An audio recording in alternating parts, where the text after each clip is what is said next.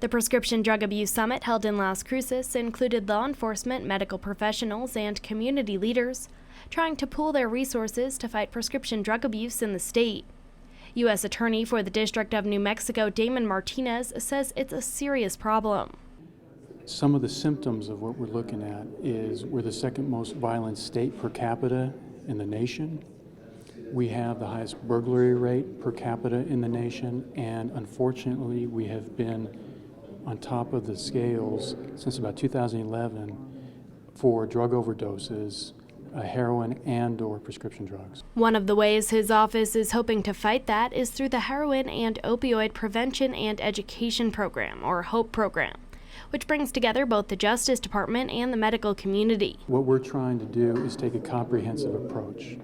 Prevention and education, treatment, prosecution, reentry, and strategic planning. Martinez says fighting the epidemic would take more than just prosecution. Las Cruces Police Department Sergeant Joy McKendrow works with the DARE program, which educates children on the dangers of drugs. She says a new curriculum focuses on more than just legal punishments. Where we're now more based on making sure that we're teaching the kids healthy choices, where I know in the years in the past it was all about the drugs and drugs preventions, and yes, we do still have a lesson in particular to that, but we've expanded it where we look at bullying, we look at peer pressure, we look into potential, lessons like prescription abuse from what was going on here today. The summit also looked at ways to prevent abuse by changing the drugs themselves. Ralph McClish, executive director of the New Mexico Osteopathic Medical Association, said they need to encourage doctors to prescribe opioids that are harder to abuse. Most people take a normal opioid medication and they'll smash it so they can snort it or inject it. But an abuse deterrent opioid prohibits someone from being able to smash the drug, burn it, or inject it. And it actually makes the drug inert because it has an agent in it that counters the effect of opioids.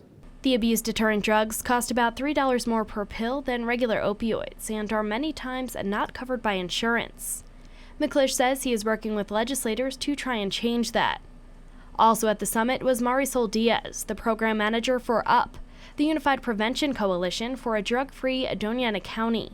She says it's important for agencies to work together to make the most of limited resources. I think that there's a lot of ways that we can address an issue. However, working in silos doesn't really create the kind of widespread effect that we are looking for. And so I think that that's what the coalition brings to the table, is being very intentional and strategic about partnering, knowing who's doing what in our community, how do we fit in together, how can we make the best of our resources, share those resources, and look for ways and opportunities to bring more funding for prevention and direct service into our communities. Some tips that were stressed at the summit included always making sure your prescription drugs are in a secure location and not being shared with family or friends, and making sure drugs are being disposed of properly through things like drug take-back days. For KRWG, I'm Samantha Sonner.